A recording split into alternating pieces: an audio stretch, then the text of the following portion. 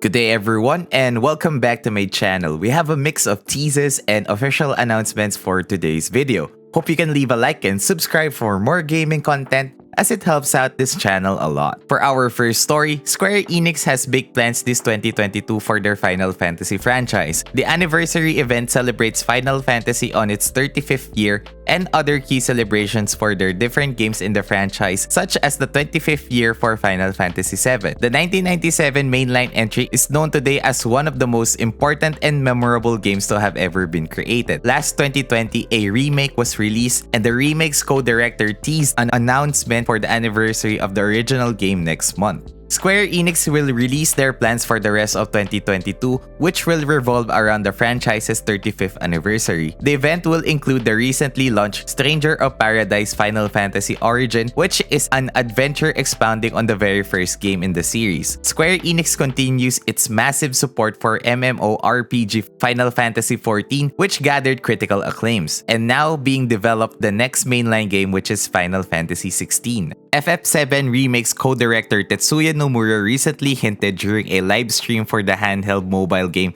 Final Fantasy VII The First Soldier that more details will be showcased next month by Final Fantasy VII's 25th anniversary. Co-director Tetsuya did not explain what type of information will be released. Evidence shows that Tetsuya is referring to both Final Fantasy VII Ever Crisis, a mobile game detailing the compilation of events of Final Fantasy VII, which will be launching this September, and the highly anticipated sequel installment in the FF7 Remake series. Information about Part 2 of the Final Fantasy Remake series has been thrown around the internet ever since Part 1 was released. Recently, game producer Yoshinori Kitase confirmed that more news will be coming this 2022. The possibility is that delays in the development of Final Fantasy XVI might have affected any official announcements for the sequel.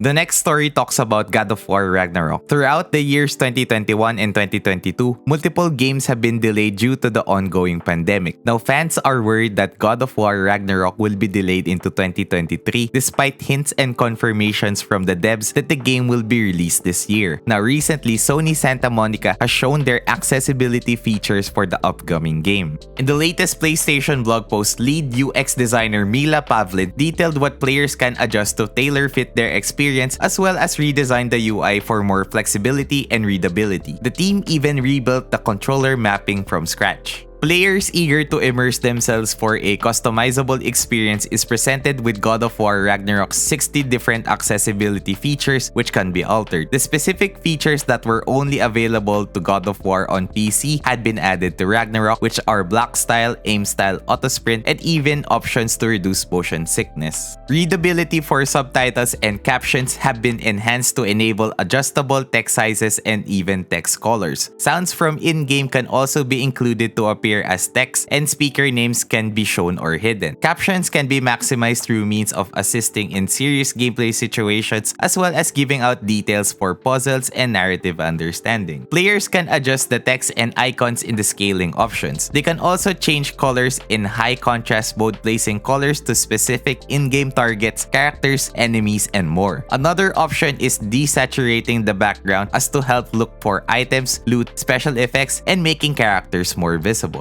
At the end of the blog post, Mila Pavlin indicates that more features are still to come. With the trailer release of the accessibility options, fans are now expecting a Sony event soon that will showcase an updated look on the game and finally a release date for 2022. For our final story, Death Stranding was released last 2019 as Hideo Kojima's first game since he left Konami to pursue work on video games with his independent studio Kojima Productions. He labeled Death Stranding as a unique game, being the first of the Strand-type experience. Fast forward to 2022, Norman Reedus, the actor who plays Sam Porter Bridges, has said in a recent interview that the sequel for Death Stranding is confirmed and already in development at Kojima Productions. Norman Reedus was interviewed by Leo Edit, which is a newsletter and website for curated style, fitness, travel, sports, and dadhood. Reedus discussed about his upcoming book and media legacy. Eventually, in his interview, he was asked about his role on the video game, to which he confirmed the sequel without any official announcements from director Hideo Kojima. Reedus added that the game received multiple awards and became a huge thing, to which enabled Kojima Productions to start development on the sequel. He also stated that motion motion capture work took maybe 2